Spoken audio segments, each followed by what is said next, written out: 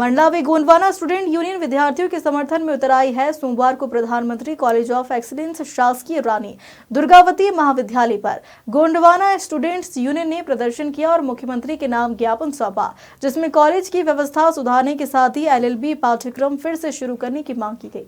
Gondwana students union ने शिक्षा विभाग में हो रहे भ्रष्टाचार और अव्यवस्था के खिलाफ मोर्चा खोल दिया है।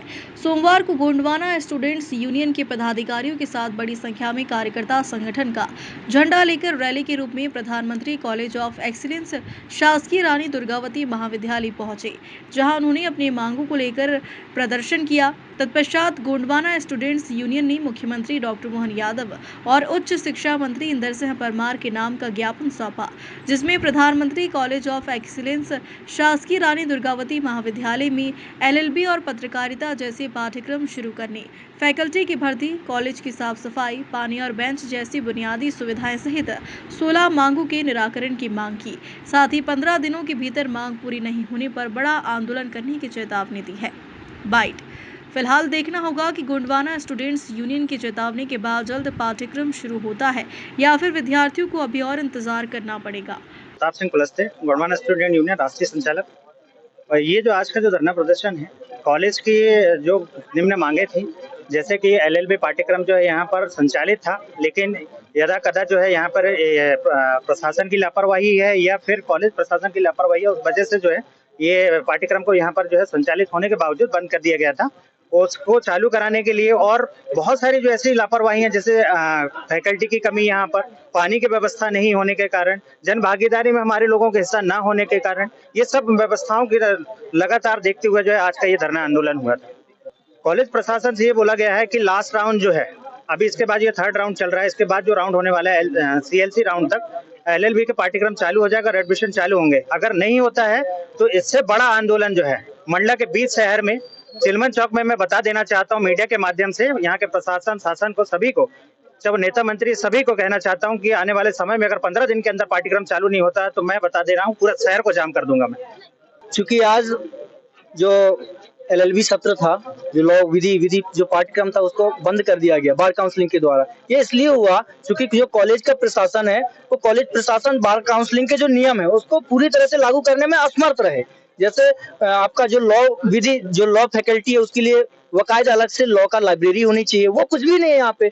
ऑब्वियसली यहाँ पे प्राइवेट कॉलेजों को लॉ की मान्यता मिल रही है और सरकारी कॉलेजों पे लॉ की मान्यता खत्म किया जा रहा है, जबकि सेकेंड ईयर और फाइनल ईयर का लॉ का सत्र चालू है। नया एडमिशन वो बंद कर दिया गया। ये तीसरा राउंड हो गया, लास्ट राउंड चल रहा है। बिल्कुल मुश्किल से 10 से 12 दिन बाकी है एडमिशन के लिए, क्योंकि इस कॉलेज के लिए अलग से मध्य प्रदेश शासन के द्वारा या जो बार काउंसलिंग के द्वारा अलग से लॉ के लिए पर्टिकुलर इस कॉलेज के लिए वो एडमिशन तो चालू कर नहीं सकता, क्योंकि होती है पूरे मध्य प्रदेश में एक साथ एडमिशन प्रक्रिया चालू होती है। ये कहना, क्योंकि अभी एक सप्ताह बाकी, एक सप्ताह के अंदर अगर ये चालू नहीं करते तो पूरा बच्चा एडमिशन जो लॉ विधि पाठ्यक्रम में एडमिशन लेने से वंचित रह जाएंगे।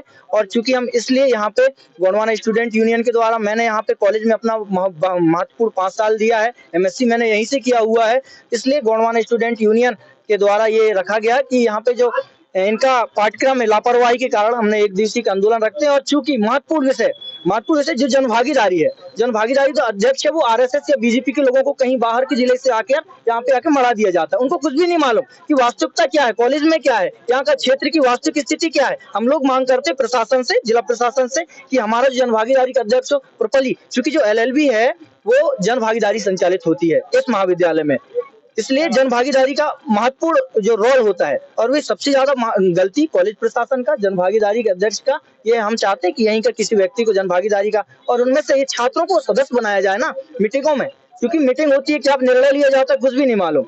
ये सब धाराशाही प्रक्रिया चल रहा है। मैं संतोष परस्ते लिखता हूँ। मैंने यहाँ पे छात्र संघ के, जब छात्र संघ का चुनाव होता है, अध्यक्ष था, और अभी गोंडवाना गणतंत्र पार्टी का जिला अध्यक्ष हूँ। हम गोंडवाना गणतंत्र पार्टी युवा मोर्चा के जिला अध्यक्ष हूँ। युवा मोर्चा की तरफ से हमने समर्थन देने गोंडवाना स्टूडेंटों के यहाँ पे आए हुए थे। बच्चों का जो ये प्रदर्शन था वो महाविद्यालय में संचालित एलएलबी पाठ्यक्रम में ऑनलाइन प्रवेश प्रक्रिया में न होने के कारण ये प्रदर्शन किए गए थे। चूंकि एलएलबी की जो संबद्धता है वो बार काउंसिल ऑफ इंडिया के द्वारा जारी की जाती है और विश्वविद्यालय के द्वारा पोर्टल अप्रूव करने के पश्चात ये ऑनलाइन एडमिशन प्रक्रिया में शामिल होते हैं।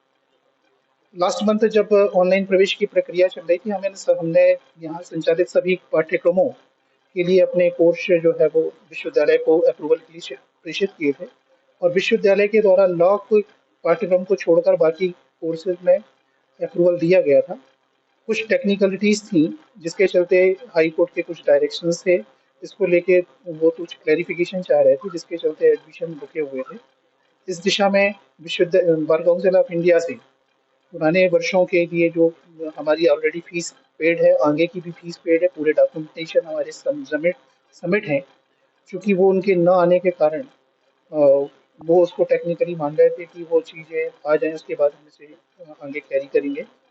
हम पूरी तरह से प्रयत्नशील हैं कि जल्दी ही वो चीज़ें सॉर्ट आउट हो जाएंगी और अगले चरण में बाकी प्रवेश एज इट इज़ नियमित रूप से चालू रहेंगे। मंडला से सलीम खान की रिपोर्ट।